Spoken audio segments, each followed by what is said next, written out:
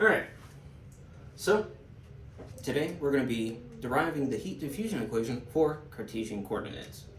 So, what do we know about Cartesian? We know that it's defined by three planes. The x-plane, the y-plane, and the z-plane. Now, the heat diffusion equation needs a control volume. So it needs a change of x, a change in y, and a change of z to describe how the heat flows through those three planes. So let's draw a cube, because a cube has a change in x, a change in y, and a change in z. So it's perfectly ideal for this kind of question. Okay, so since we already labeled our coordinate, our system, this will be our change in x, this length here will be our change in y, and this length here will be our change in the z direction. Now, heat diffusion has an equation as such. It is energy stored with related to time is equal to energy generated plus the energy going in minus the energy going out. So, there's a lot to take in on that moment. We'll get to it, but first, let's worry about these two terms right here. I'm going to erase this because we're going to need more room. And I'll write it up here. Energy generated plus the energy in minus energy out. Okay, so energy going in. So we have energy going in the x direction. We'll notify this as the heat flow in the x direction. We have heat flow going in the z direction, denoted by QZ, and we have heat flow going in the y direction, denoted as QY. We also have energy or heat leaving the system. So, how we denote that is the heat flow in the x direction plus this d of x, plus the d of x, that's right, but that plus d of x is in the subscript with that x. And this is the same for all the planes.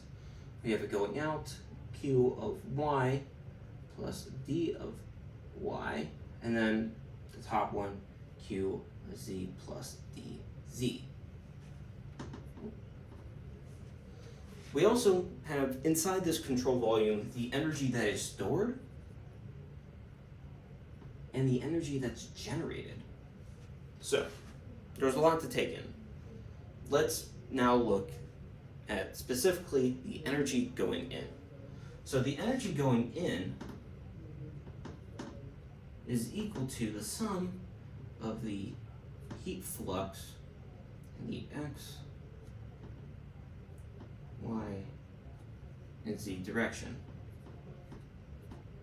So, to break that up, it is q of x plus q of y plus q of z. What is q of x and what is q of y? What is q of z? Let's break that down. Q of x is the heat flux going in the x direction in the yz plane. So we need an area, all right?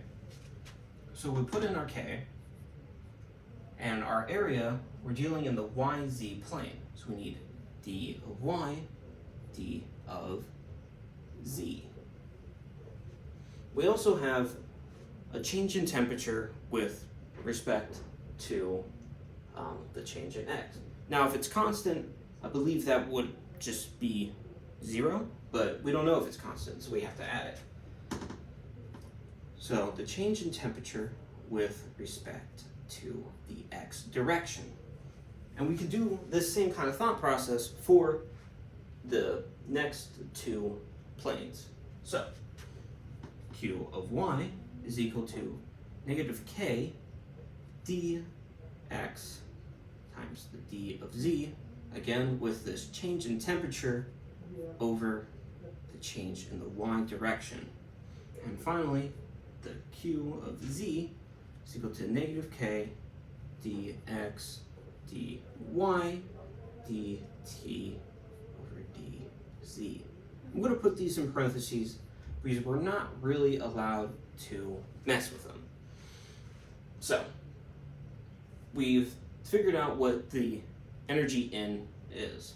Now, let's figure out the opposite, energy out.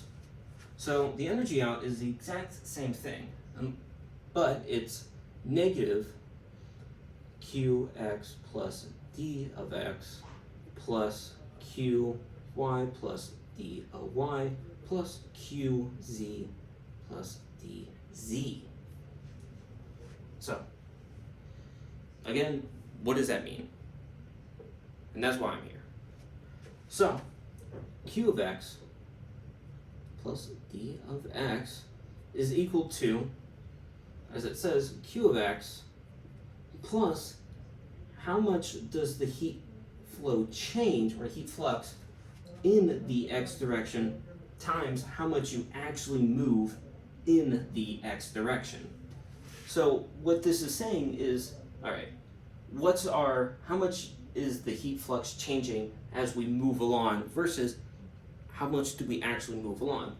You can kind of think of this like a slope formula, where y is equal to b plus mx.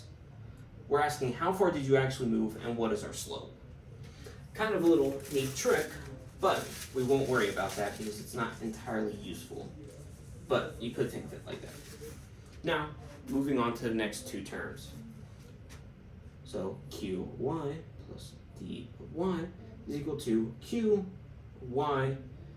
plus d qy plus d of y dy. A lot of dy, qy's.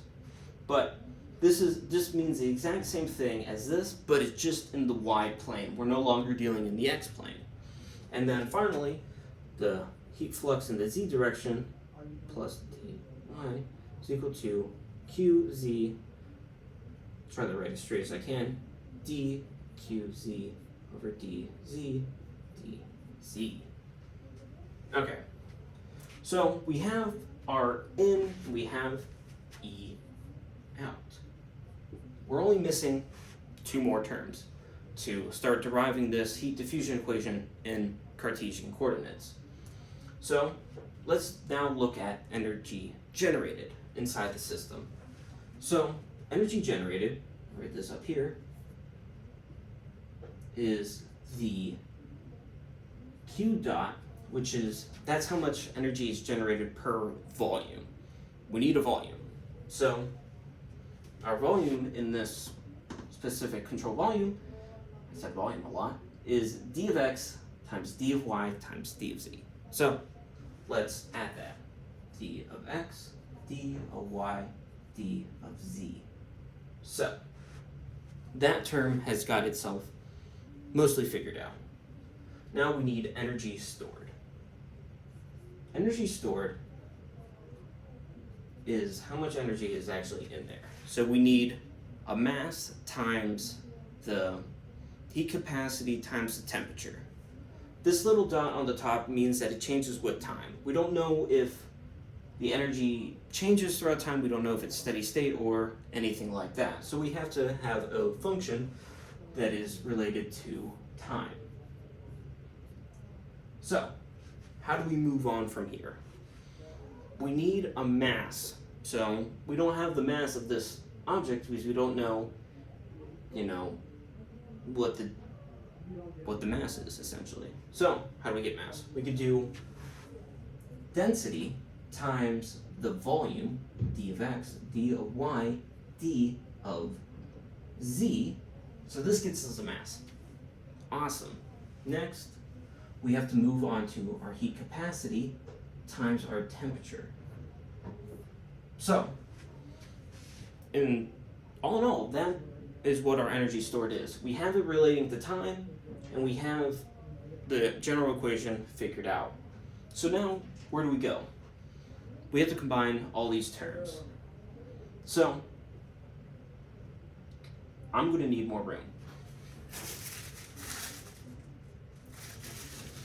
Okay, so I'm going to erase this. Don't worry, I got it memorized. Not memorized, I know it. So, energy stored, so it is rho d of x, d of y, d of z times the heat capacity times dt over d little t. That's all equal to the q dot d of x, d of y, d of z plus this energy in. I'm going crooked. Q of x plus q of y plus q of z. Now we need to subtract energy that's going out. So minus, and we'll use what was written here in this. So minus q of x minus d q of x over d of x, d of x minus qy minus d qy dy dy minus qz minus d qz dz over dz. So, you might notice that on both sides we have things that we can cancel out or divide by and cancel out. And we're going to denote some of those things. We're going to denote the things that we can cancel out by red. So first we can cancel out this q of x, q of y, and q of z by the energy out. So bam, bam, bam, bam, bam, and bam. That's all hunky-dory. Our next step that we have to do is we have to divide by our volume, the d of x, d of y, and d of z. But we need to first expand this energy out. So let's do exactly that. So it's equal to q dot d of x, d of y, d z minus d of x times our q, d of x. So there's actually something we can do that will make this a lot simpler to understand and actually see. We can replace this q of x with the q of x that we wrote here, because they equal the same thing. So let's do exactly that. We'll erase this, and we're expanding it even more. So minus k dy dz dt over d of x, and we cannot forget d of x. And then we can do this for the next two equations. So minus d dy minus k dx dz dt, what was it, dy over dy minus d dz minus k d dx dy dt dz dz. Okay, so we've expanded it, and now we can divide by our volume on both sides. So we divide by our volume, d dy dz dx dy dz dx dy dz dx dy dz dx dy dz. So now we can start canceling things out, and I'll denote those with red. So on the left side of the equation, we can cancel out all three of these terms. And then for the first term on the right side of the equation, we can cancel out all three again. Pretty convenient if you think. So these next three terms, there's some terms in there that are untouchable, or they're beyond what we can cancel out. And I'll denote those with a red X on top. And that is this term and this term. That and that and that and that. You might be asking, why did we, expand it out if we can't cancel out that d of x? Well, this denotes the partial derivative of the q of x. And this has x in it, so we can't really get rid of it. We're dividing by it, but we can't get rid of it. Luckily, there's a d of x out there, so we can't get rid of it. So now, what cancels out? Fortunately, the d of x, dy, and dz cancel out for all three. And the same goes for here, and the same goes for here. So we have just canceled out a ton of variables, and we're only left with a certain few. Let's mark them with green. So we're left with that q, this term, and that one, that one, that one, and this term, and this term. And I guess here, here, and here. So what are we finally left with? We're left with rho Cp dt d little t is equal to q dot plus the partial derivative in the x direction of k dt dx plus d dy k dt dy plus d dz k dt dz. And that, folks, right there is our heat diffusion equation for Cartesian coordinates. Thank you. And then we're going to be moving on to spherical. Alright, so now we did Cartesian, now we got to do spherical.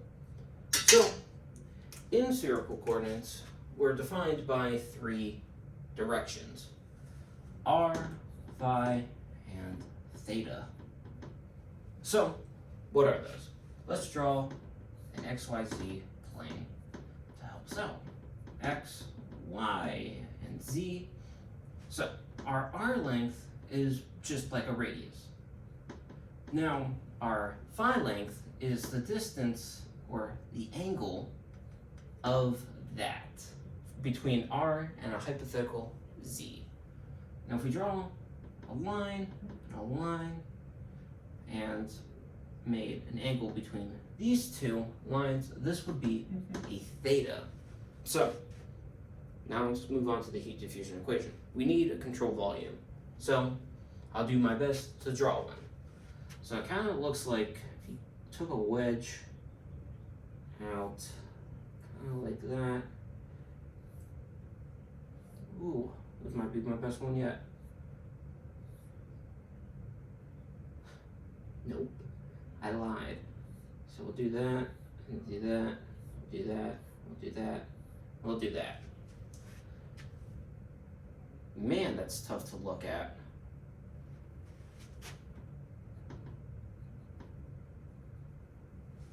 That's better. So, what are these?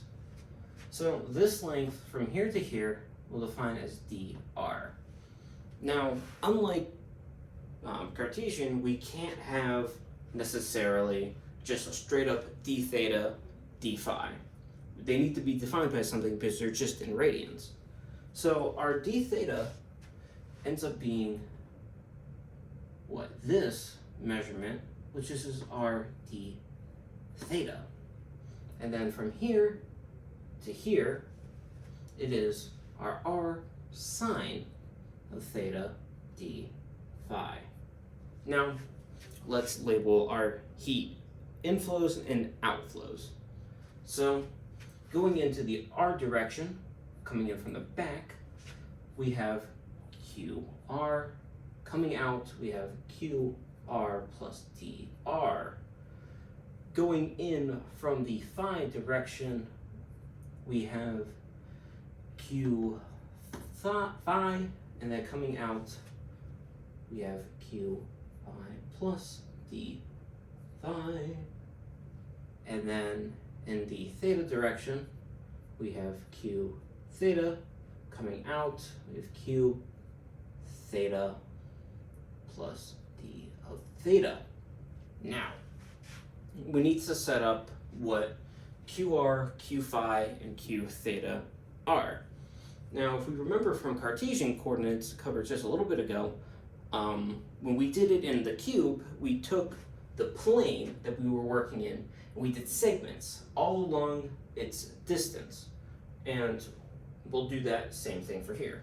So, Q of R is equal to negative K d theta d phi, change in temperature over the change of R. Now, we can't, as I said, we can't have d theta d phi because they're just degrees and they don't actually have a unit of measure. Well, they do, degrees, but it's not what we want. So what we have to do is we have to multiply a d of phi by r sine of theta, and then multiply theta by the radius. So we'll erase this, and we'll put in r squared sine of theta d phi d theta dt over dr. And we'll continue this trend for the next three. So Q of phi is equal to negative K, and it's in the r theta direction, so it's just r d theta, change in temperature over the change in phi. Now, we move on to our last one. Q of theta is equal to negative K r sine of theta dr d phi, change in temperature over change in theta. Now, that's been defined. This will actually turn into our energy in. Now let's do our energy out, which turns into QR plus dr is equal to QR plus change in our r direction of our Q of r dr, and then Q of phi plus d phi is equal to Q phi plus d of phi. Notice that that's an angle, so we need to divide by r sine of theta, and then Q phi, and again by r sine of theta, because we have that d phi. And we'll put that there. And now lastly, our theta direction is equal to Q theta plus d r d theta, because that's just an angle, times Q theta r d theta. Cool. So we have defined our Q ins and our Q out. Now we have to define our energy stored and our energy generated. So where can I write this? I'll write it up here. Energy stored, we need a mass times a volume times the heat capacitance and the change in heat over change in time, because it may not be steady state. So what's our volume? We haven't gone over that yet. Well, in this question, our volume has to be this change in R times the change in the the phi, times the change in theta. So it is rho times Cp times dt over d little t times r squared sine of theta dr d theta d phi. And our heat generated will be the q dot times the same volume. So q dot r squared sine theta dr d theta d phi. And now we're in the final steps of this problem. Although this is where the math gets the most challenging. So we know that the equation goes as follows, and I'll write it in green because it's good. So it's E stored is equal to E generated plus the energy that goes in minus the energy that comes out.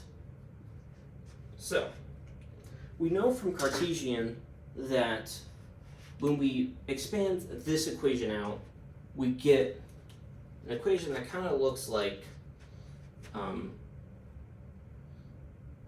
well, I should revise that. The QRs will cancel each other out, and what we'll be left with out of this is the D. I'm going to write it over here. Separate it. It is the D, the R, and then we'll do K R squared sine of theta d phi for the change in temperature over dr. So that's what happens there. Put that in brackets because, again, it's one of those special things because we're taking the partial derivative there. That technically also would go into, these two terms would also go into that bracket, but they're far apart. Then the next one, phi, d phi. Remember, we had to, do we? No.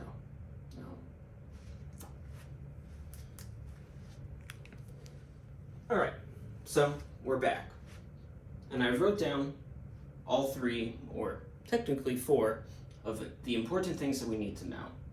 We have our energy stored, our energy generated, and then the leftovers of whatever E in minus E out is, and that's these. So the next step of our process is to divide everything by our control volume. So once we divide by our control volume, r squared sine theta dr d phi d theta, we can move into it equaling to phi or rho cp dt dt, and that's all that is. Energy stored, r squared sine theta dr d phi d theta, and that moves into just q dot. So this is going to get a little bit messy, but we divide by our volume, and the sign and these three terms will cancel out. So we'll be left with 1 over r squared, d over r squared times the k dt dr, and then we divide by our volume here, and these three things will cancel each other out, and we'll be left with 1 over r sine squared theta d phi k dt or d phi. And then this one, last but not least, we are 1 over r squared sine of theta d over d theta k sine of theta dt d theta. So we have essentially all the parts of the heat diffusion equation assembled. Now we just need to build it. So energy stored is equal to energy generated plus energy in minus energy out, which are these things. So in a nutshell, it is rho Cp dt d little t is equal to Q dot and then plus 1 over r squared d over dr r squared k dt dr plus 1 over r sine of theta d phi k dt d phi plus finally 1 over r squared sine, I'm going to write that somewhere else, I'm going to write it below, plus 1 over r squared sine, that top sign needs to be squared because it's squared there. Sine of theta is d over d, the partial derivative, I should be saying, k sine of theta d t d theta. And this is our heat diffusion equation for spherical coordinates.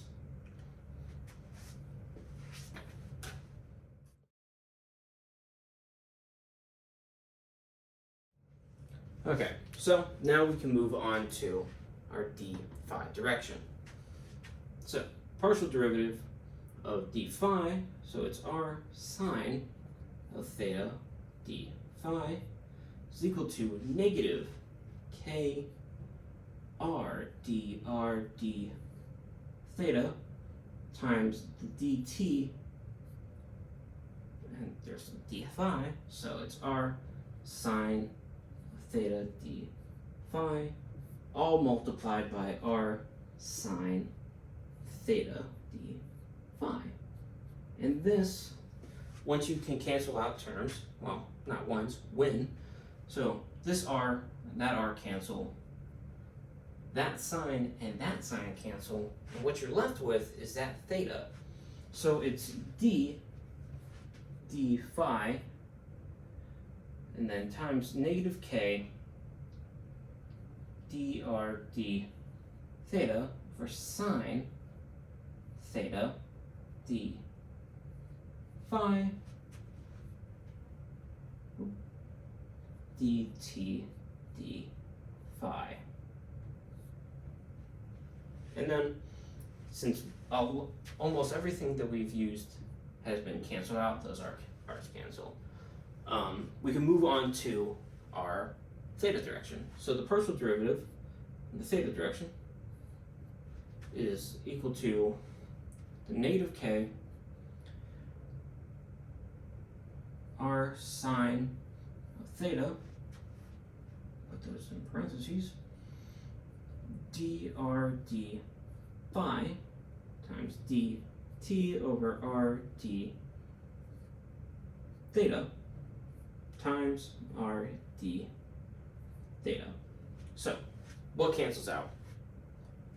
So that r cancels out, that r cancels out, that r cancels out, and that r cancels out.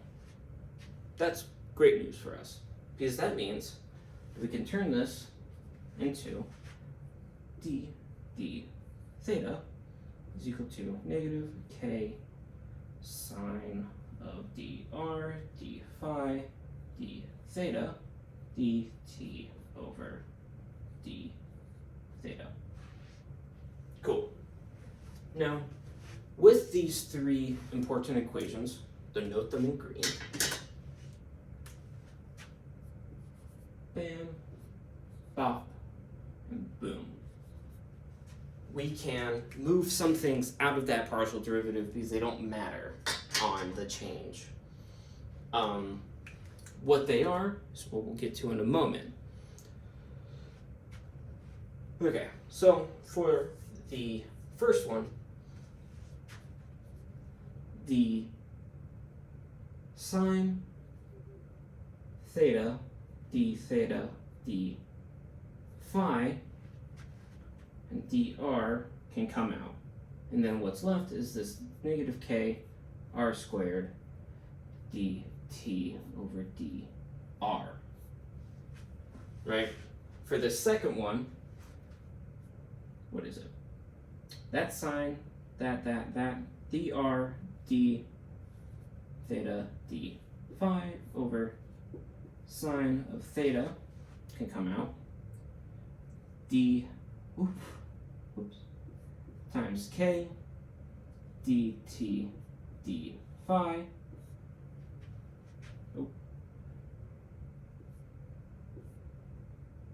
the negative there. D phi. And then this one, not equals, they've multiplied. Whoops. Glad I fixed that now. So that k has to stay in. There's a theta there. So it's sine of theta d phi dr d theta minus k dt d theta. All in parentheses, d over d theta.